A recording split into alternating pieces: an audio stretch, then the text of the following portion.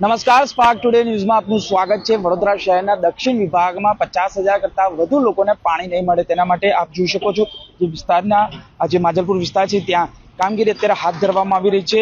લાલબાગ અને માજલપુર જે પાણીની લાઈન છે તેનું કામ હાથ ધરવામાં આવ્યું છે। 600 મીમી વ્યાસની પાણીની જે ડિલિવરી લાઈન છે તેનું કામગીરીનું જે જોડાણ છે તે શરૂ કરવામાં આવી રહ્યું છે। વર્ષો વીતી ગયા બાદ પણ આ પાણીની લાઈન નું કામ છે તે ચાલતું જ રહે છે। તેને લઈને આ કહેવાય છે સિટી એન્જિનિયર સાહેબ છે અમૃત મકવાણા તે અહીંયા પહોંચ્યા છે ને તે સ્થળ નિરીક્ષણ કરી રહ્યા છે। સૌથી મહત્વની વાત એ છે કે 2 દિવસમાં 50,000 લોકોને આ પાણીની સમસ્યાનો સામનો કરવો પડશે। વડોદરા શહેરના દક્ષિણ વિભાગમાં એટલે કે લાલબાગ અને માજલપુર વિસ્તારમાં આ પાણીની સમસ્યાનું નિરાકરણ માટે આજે અમૃત મકવાણા છે તે આપણી સાથે જોડાયા છે। અમૃત મકવાણા સાહેબ સાથે પણ વાત કરીશું। સાહેબ, શું કહેશો જે રીતે ખાસ કરીને આજે અહીંયા આપણે આવ્યા છે, શું સમસ્યા છે આજે અહીંયા તમે નિરીક્ષણ કર્યું છે?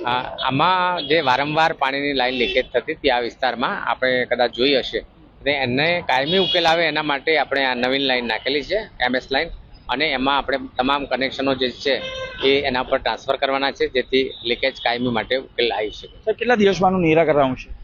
આજે 11 વાગ્યા સુધીમાં 11 થી 12 વાગ્યા સુધી કામગીરી પૂર્ણ કરવાનું આયોજન છે। કેટલા લોકો આનાથી ઇફેક્ટ થશે? અંદાજે 50,000 નાગરિકોને પાણી ડિસ્ટર્બ થશે આજના દિવસ પૂરતું।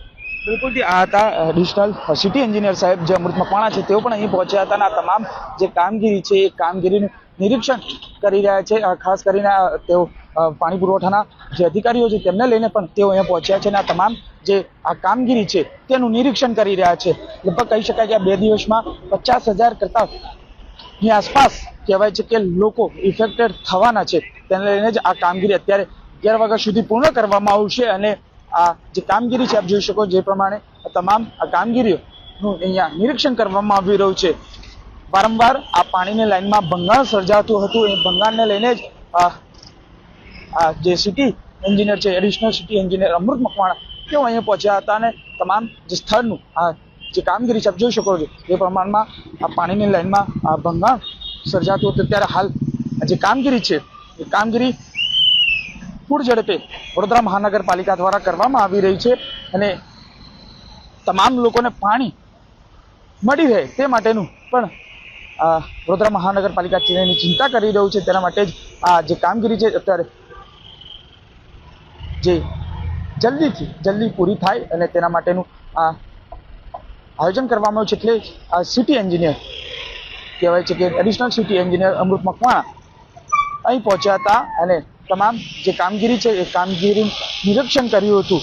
ચોક્કસથી તેમને જે જણાવ્યું છે તે મુજબ કહી શકે કે 11 વાગ્યા સુધીમાં એટલે કે 11 થી 12 ની વચ્ચે આ કામગીરી પૂર્ણ કરવામાં આવશે અને તમામ લોકો જે છે લાલબાગ અને માજલપુર વિસ્તારના લોકો અને આ પાણી છે એ પૂરતું મળી રહે તે માટેનું આયોજન કરવામાં આવ્યું છે। કેમેરામેન ગૌતમની સાથે Surat Solanki, spark today news, Vadodara.